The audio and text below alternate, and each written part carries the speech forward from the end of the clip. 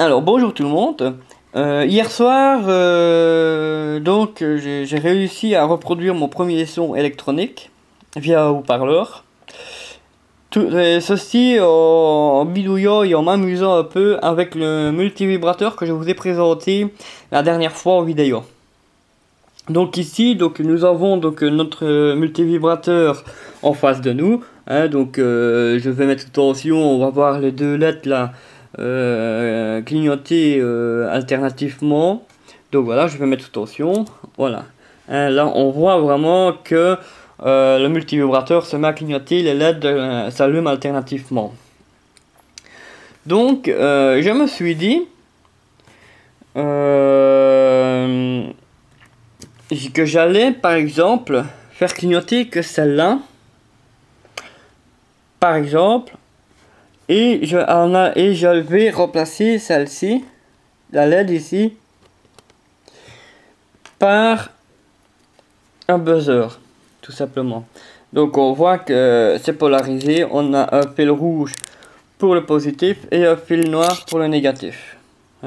Donc je vais brancher déjà le buzzer sur la breadboard. Donc le fil noir ici. Et le fil rouge sur le pôle positif.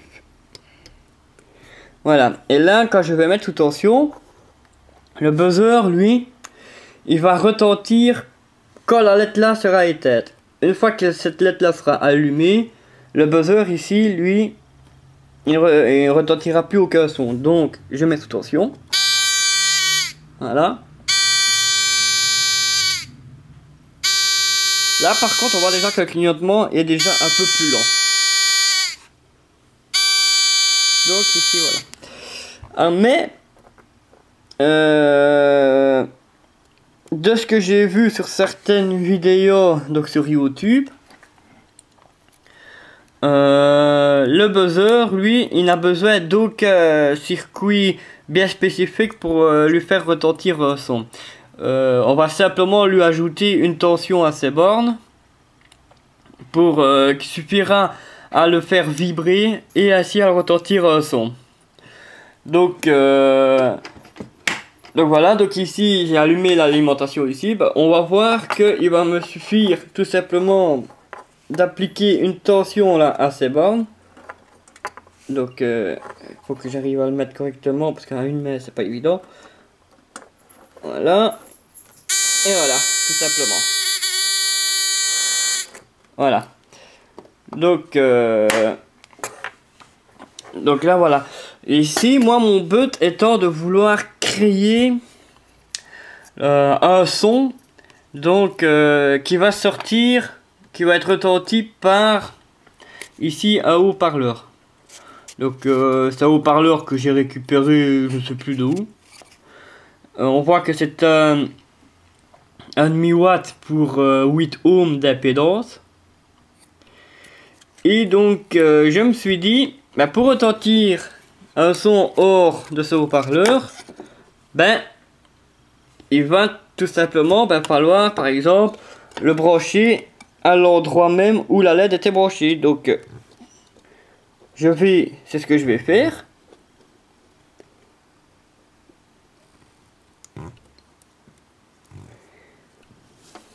Voilà.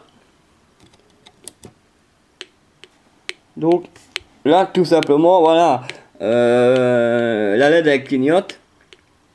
Alors, on voit qu'elle clignote un peu plus rapidement là déjà. Mais bon, on entend simplement, je sais pas si vous l'entendez correctement, mais on entend simplement tic tac venant du haut-parleur. Bon ça n'importe qui sait faire ça. Pour moi ça n'est pas un son quoi. Ici pour recréer un son qui va sortir du haut-parleur, donc déjà je vais mettre hors tension. Il va falloir travailler en haute fréquence. Ici nous sommes en basse fréquence par rapport au condensateur ici. Pour travailler en haute fréquence, il va falloir diminuer fortement la capacité du condensateur pour que les oscillations soient beaucoup plus rapides, ce qui excitera plus rapidement la bobine se trouvant dans le haut-parleur ce qui lui fera retentir un son plus ou moins grave ou aigu. Donc c'est ce qu'on va faire. Donc ici, là, je vais mettre là un condensateur de 100 nanofarads. Quelle est la particularité des céramiques? Parce que ça, on voit que c'est un condensateur céramique. Ben, on voit tout simplement, je vais le prendre comme ça, les broches déjà ici ont la même longueur, donc, et on n'a pas de signe moins ni plus, donc on voit que c'est un condensateur qui n'est pas polarisé. On peut le brocher et comme ça, tout simplement. Par rapport à ces condensateurs électrolytiques ici, donc je vais le retirer, voilà, où là on voit qu'on a une broche plus petite et une plus grande, et que là sur la bande blanche sur le corps du condensateur on voit un moins.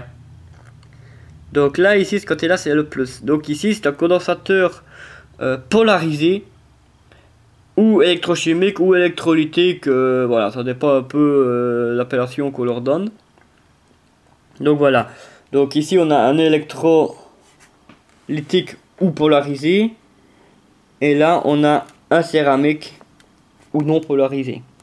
Donc ben celui-ci, ce condensateur là, on va aller le mettre donc à la place de l'autre ici. Donc je le branche, voilà, là et là, voilà. Et là quand je vais mettre sous tension, on va avoir un son qui va retentir.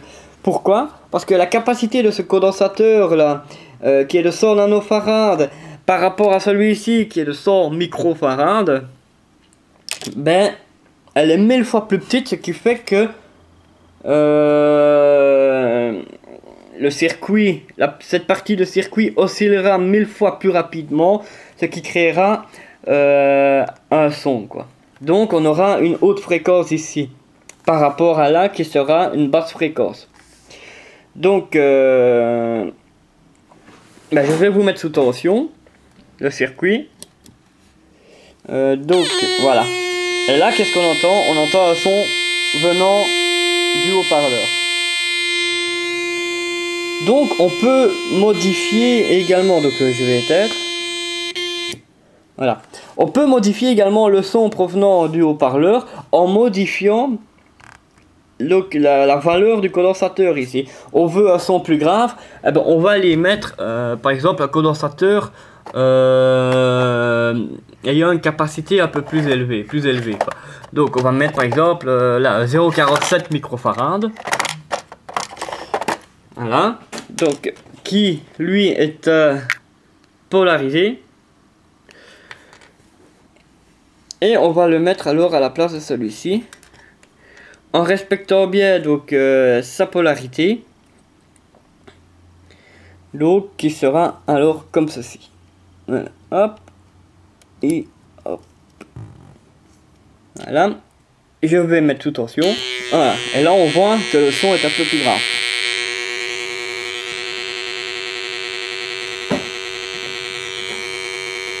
On veut un son encore un peu plus grave, ben, on va prendre un condensateur ayant une plus grande capacité, genre ben, 1 microfarad. Voilà.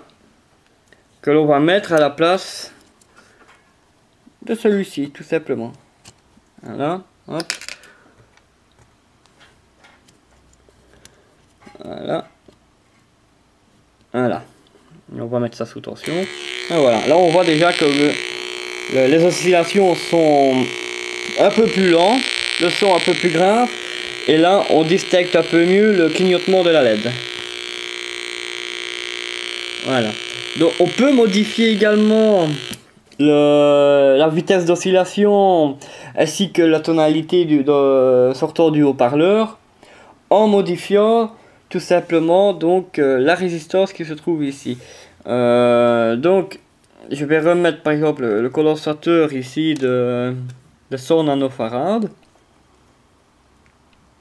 Voilà. Donc je vais remettre tension pour... Voilà, comme ça vous entendez bien la tonalité qui sort ici. Là, l'oscillation plus rapide, ben, on ne sait plus distinguer le clignotement de la LED, tellement que c'est rapide. Voilà. Et on va simplement venir changer la résistance ici. Donc par exemple ici là on a affaire à une résistance de 33 kΩ.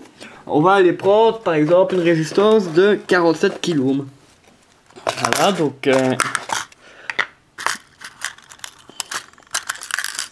voilà. Donc voilà notre résistance de 47 kΩ que l'on va remplacer. Donc on va remplacer la 33 kΩ par la 47 kΩ. Donc hop, le plus au condensateur. Voilà. Voilà. Et là, je mets sous tension. Voilà. Donc on a déjà un son un peu plus aigu que tout à l'heure. Et la fréquence d'oscillation est légèrement plus lente.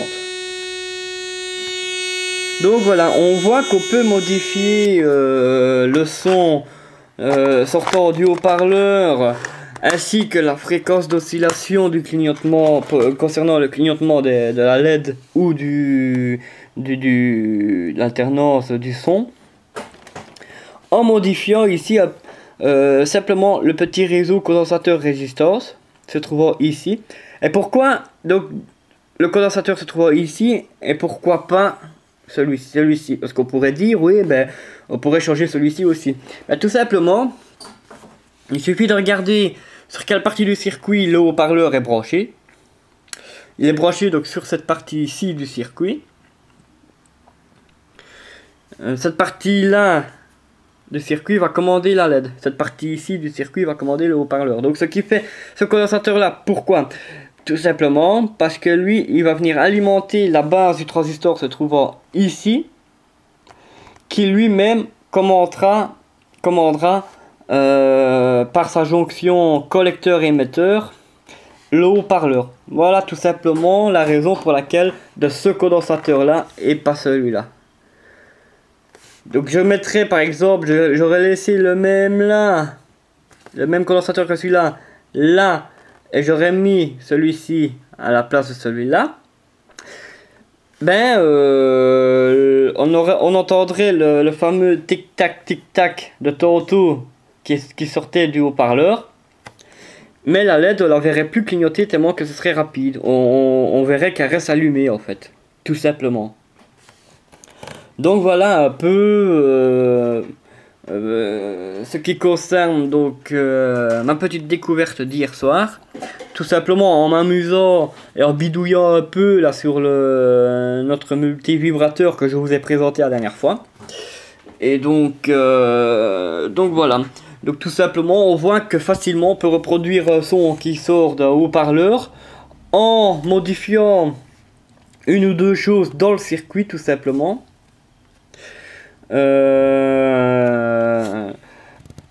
Donc voilà, on voit que on sait faire ça facilement.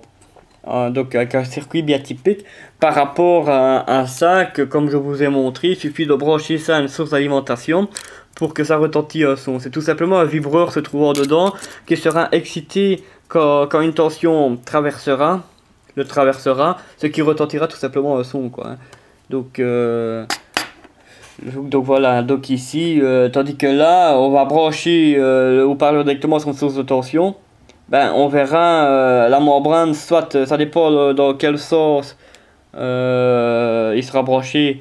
Si celui-là est par exemple plus et là moins, ou on mettra alors plus et moins, ben, selon le sens que l'on branchera, l'alimentation, elle, fera simplement que la membrane s'abaisse, ben, s'enfonce, tout simplement, sans plus rien faire. Donc laissera la membrane enfoncée, ou fera ressortir légèrement la membrane, tout simplement. Tandis que là, voilà, en ayant modifié donc ce condensateur là, tout simplement, on est parvenu à faire retentir un son hors du haut-parleur, tout simplement. Donc voilà un peu pour ce qui est de ma découverte, en espérant que ça vous a plu. Donc je vous souhaite une bonne fin de week-end, et ce sera un plus pour les prochaines vidéos de Proto Électronique. Bye.